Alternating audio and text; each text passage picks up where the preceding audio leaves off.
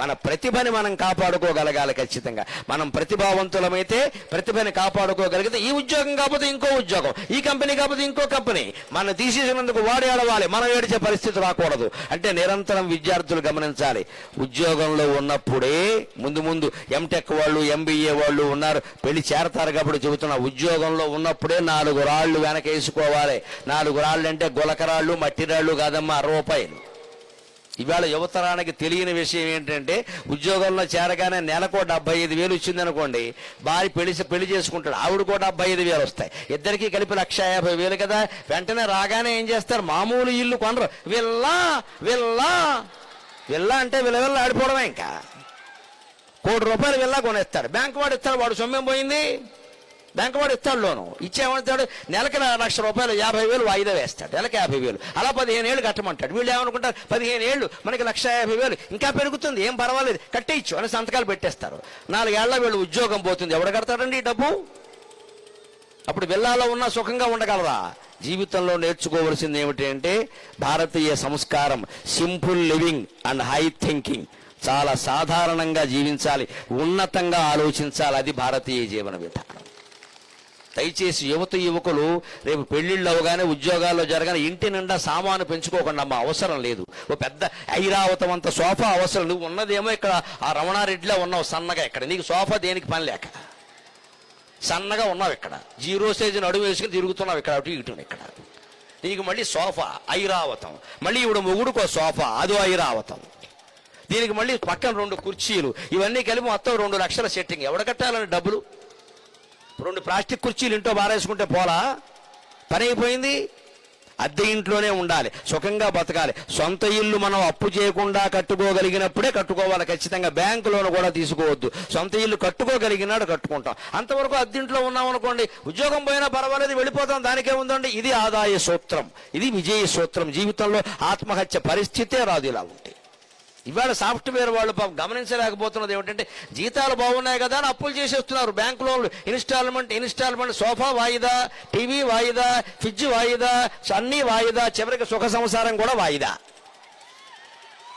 1వ తారీఖున జీతం వచ్చేసరికి వాయిదాలు కట్టేసరికి చేతిలో ఏం లేవు, ₹5 మిగిలాయి ఇక్కడ టీ తాగడానికి. అది కూడా ₹5 టీ కూడా రాదు వేళ. ఈ మాత్రం జాగ్రత్త రిక్షావాడు, ఆటోవాడు పడతాడే, మనం పడలేమా అండి? ఎందుకు మన చదువులు? ఇంకా ఆదాయాన్ని మించి ఖర్చు పెడుతున్నావు అంటే గోతులో పడినట్టే లెక్క. పెద్దవాళ్ళు ఉపదేశం అదే చేస్తారు సాధారణంగా, జాగ్రత్త చూసుకోని ఆయన, జాగ్రత్త చూసుకో అంటే వినరు, వెళ్ళేదో చేస్తారు అక్కడ.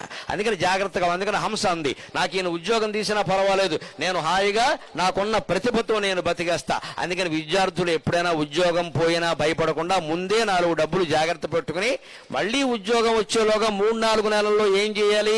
సాహిత్యం చదువుకోవాలి, ఉద్యోగానికి సంబంధించిన పుస్తకాలు చదవాలి, జర్నల్స్ అంటారు. అలాగే నెట్లో, గూగుల్లో దానికి సంబంధించిన సమాచారం వెతకాలి. మన ప్రతిభను పెంచుకోవాలంటే ఏం చేయాలో అది చెయ్యాలి.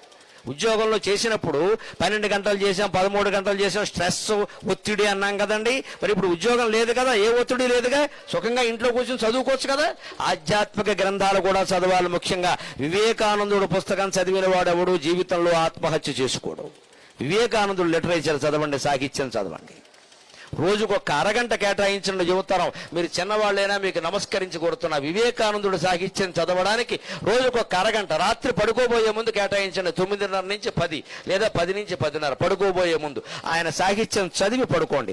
అద్వైత సాహిత్యం అయింది కంప్లీట్ వర్క్స్ ఆఫ్ వివేకానంద అని 8 వాల్యూములు ఇంగ్లీషులో ఉంటే, ఈ జీవుడు 8 వాల్యూములు కూడా 2 సార్లు చదివాడు ఎప్పటికీ. అందువల్ల ఇంత ధైర్యంగా బతకగలుగుతున్నాం, ఇన్ని మాటలు మాట్లాడగలుగుతాం. నేను దానికి పెట్టుకున్న సమయం రాత్రి 9:30, 10. నేను 10ంటికి పడుకుంటాను, 5 గంటలకు లేస్తాను, ఖచ్చితంగా 7 గంటల నిద్ర, తిరుగులేదు. ఆ సమయంలో ఫోన్ కట్టేస్తాను. దేవేంద్రుడు చేసిన పలకన నాకు అవసరం లేదు, దేవేంద్ర పదవి నాకు అక్కర్లేదు, దేవేంద్రుడికి నేను భయపడక్కర్లేదు. భయము కోరిక లేనివాడు ప్రపంచంలో ప్రశాంతంగా ఉంటాడు.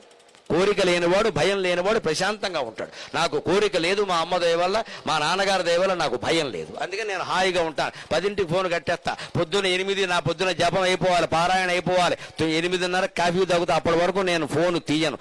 ఎవరు ఫోన్ చేసినా సరే నేను ఆ ఫోన్ కట్టేసే ఉంటుంది. మిస్టర్ కాల్ ఇస్తే నేను దేవేంద్రుడు చేసినా సరే, సీఎం ఫోన్ చేసినా సరే నేను పలకను. నాతో ఆయనకి పని ఉంటే ఉండొచ్చు, ఆయనతో నాకేం పని లేదు, నేను హోకంగా ఉంటాను. నాతో ఆయన పని ఉంటే మళ్ళీ చేసుకుంటాడు, నాకే ఎవరైతే నాకే. ఆయన ఏమైనా అనుకుంటాడు అనుకొని నేను దీను అంతే. ఇంత ఖచ్చితంగా ఫోన్ విషయంలో నిబంధనలు ఉంటే జీవితంలో సుఖంగా ఉంటాం. అంతేగాని ఫోన్ చేశాడు ఏమన్నా అనుకుంటున్నాం, he may feel in a different way అని ఇంగ్లీష్లో మాట్లాడక్కర్లేదు. ఇక్కడ అర్ధరాత్రి కూడా ఫోన్లు మాట్లాడతారండి, వాడెవడో ఫీల్ అవుతాడు, ఫూల్ అవుతాడు, మనకెందుకే గొడవ. మనం దీవంతే. కొన్ని నిబంధనలు ఉండాలి, కొన్ని క్రమశిక్షణలు ఉండాలి, లేకపోతే జీవితంలో శాంతి ఉండదండి, అశాంతి మిగులుతుంది ఖచ్చితంగా. ప్రతి వాళ్ళ ఫోన్లో మనం మాట్లాడాల్సిన పనే లేదు. ఓ సమయం పెట్టేస్తాం ఖచ్చితంగా. నాతో ఎవరు మాట్లాడాలన్నా నేను ఇదివరకే చెప్పాను, సాయంత్రం 4 నుంచి 5. ఇంకో టైంలో నేను పలకను. సాయంత్రం 4 నుంచి 5 అంతే, కట్టేస్తాం ఫోను. దానికి నెంబర్ ఇచ్చాం ప్రత్యేకంగా, ఆ ఫోన్ అప్పుడే తెస్తాం, అప్పుడే మాట్లాడతాం. 23 గంటలు నాకు సమయం మిగిలింది, అందులో 13 గంటలు ఫోన్ కట్టేస్తాను, మిగిలిన 10 గంటలే మిగిలింది. బాగా ఆప్తులు, మిత్రులు, సన్నిహితులైన వాళ్ళు ఏదైనా ఉంటే మాట్లాడతారు, అంతే అయిపోయింది. మిగిలిన సమయం అంతా నాకు మిగిలింది. గొప్ప కోసం కాదు, యువతరం గమనించండి. నా వయస్సు 61. ఇప్పుడు నేను ఇంటి దగ్గర ఉంటే రోజుకు 10 గంటలు చదువుతానమ్మా. 10 hours స్టడీ, 10 గంటలు చదువుతా. ఇప్పుడు కూడా నేను ఖమ్మం వస్తూ బ్యాగ్లో ఓ పుస్తకం పట్టుకుని వచ్చా. సాహిత్యంలో ఉండే వర్ణనలన్నీ ఉన్నాయి. అది 22 సంపుటాలు, అందులో 19వ సంపుటం చదువుతున్నా. నేను రైల్లో వస్తూ చదివా, కారులో కూడా కూర్చుని చదివా. నాతో వచ్చిన వాళ్ళని అడగండి. 61 ఏళ్ళకి నాకు అవసరమా ఈ చదువు? నాకు ఏమైనా పరీక్షలు ఉన్నాయా? కానీ నిత్య విద్యార్థిగా ఉన్నవాడే జీవితంలో విజయం సాధిస్తాడు. విద్యార్థి అంటే చదువుతూ ఎంఏ అయిపోయింది, పిహెచ్డీ అయిపోయింది అనదు, నిత్యము చదవాలి. జీవితాంతం చదువుతూ ఉంటే కొత్త మార్గాలు దొరుకుతాయి, కొత్త ఉపాయాలు దొరుకుతాయి. అందుకని హంస అంత ధైర్యంగా మాట్లాడింది ఖచ్చితంగా. ఇప్పుడు